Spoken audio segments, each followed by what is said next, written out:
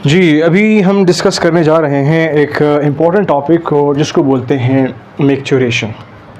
Maturation है क्या process of passing urine out of the body या सिंपल यूरिनेशन को हम लोग मैच्योरेशन बोलते हैं। मतलब ये वो प्रोसेस है जिसके ज़रिए से जो हमारे बॉडी से यूरिन बाहर निकलता है उस प्रोसेस का नाम मैच्योरेशन हम रखते हैं या कहते हैं उसको।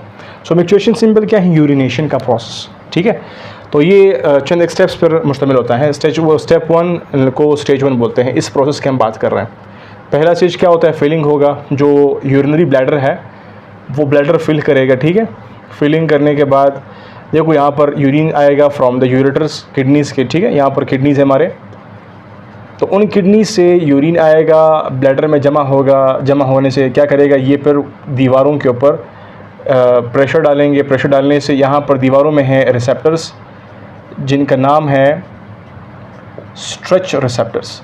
ये स्ट्रेच रिसेप्टर्स जब एक्टिवेट होंगे तो ये मैसेज देंगे हमारे कंट्रोल सेंटर को, हमारे ब्रेन को।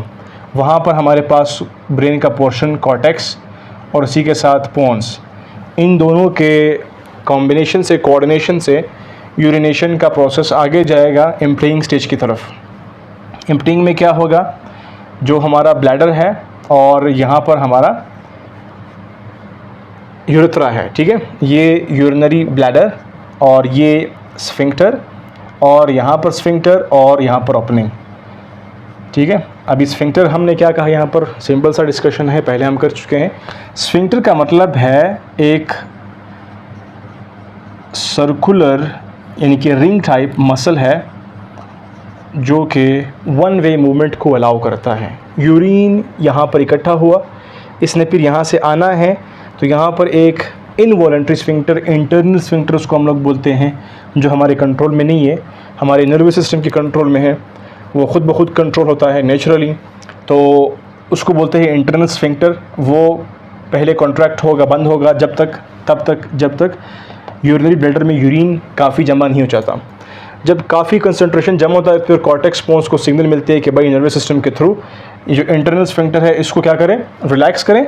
और यूरिनरी ब्लैडर के अंदर जो मसल है जिसको बोलते हैं डिट्रूजर मसल, उसको बोलते हैं कि भाई आप क्या करो, कॉन्ट्रैक्ट करो।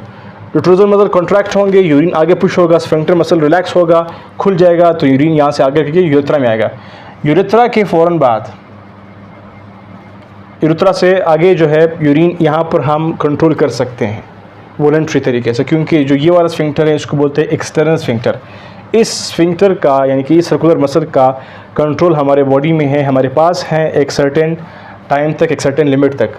मतलब अगर आपके पास यूरिनेशन की अर्जेंसी नहीं है बहुत ज़्यादा, तब तक आप कंट्रोल कर सकते हैं। अगर ज़्यादा हो गया फिर ये वाला कंट्रोल भी आपसे बाहर जा सकता है और आप यूरिन कर सकते हैं, पेशाब कर सकते हैं। ठीक है, तो एम्प्टीइंग स्टेज में क्या होगा, डिट्रूजर मसल्स क्या हो जाएंगे, कॉन्ट्रैक्ट करेंगे, और यहाँ पर स्फिंक्टर मसल्स इंटरनल वाले रिलैक्स हो जाएंगे, यूरिन आगे आएगा यूरेथ्रा में।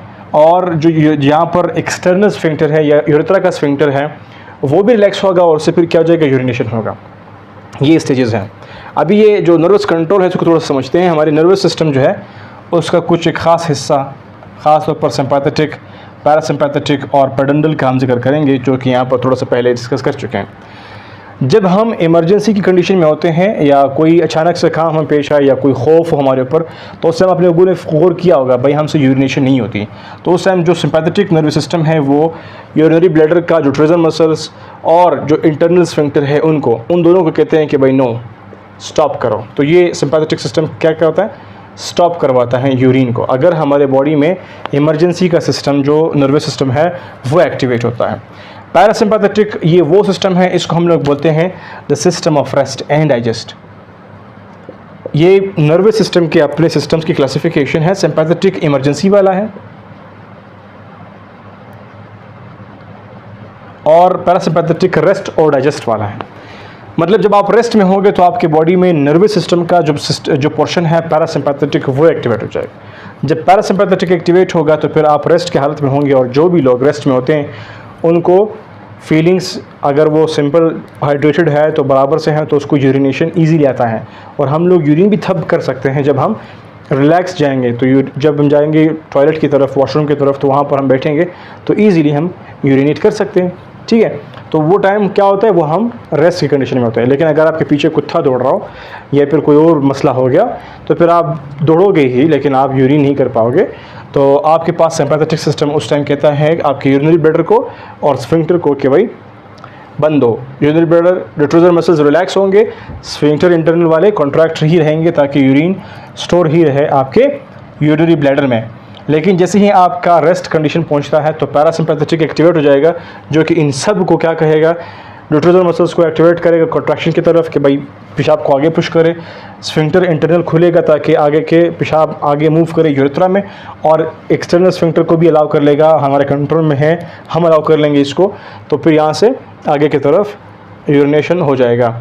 और जो लास्ट में यहाँ पर स्फिंक्टर मसल जो हमारे कंट्रोल में है वो है, उसको बोलते हैं सोमैटिक नर्व्स, जो कि उसका नाम है पेडेंडल नर्व्स। ठीक है, जो पेडेंडल नर्व्स है या सोमैटिक नर्व है वो कंट्रोल करते हैं हमारे एक्सटर्नल स्फिंक्टर को। तो मतलब जब तक हम थोड़ा सा वेट कर सकते हैं कि भाई हम जाते हैं टॉयलेट की तरफ पहुंचते हैं फिर यूरिनेट करते हैं, वो जो वेट हम कर रहे होते हैं वो हम असल में सोमैटिक नर्वस सिस्टम के थ्रू कर रहे होते हैं।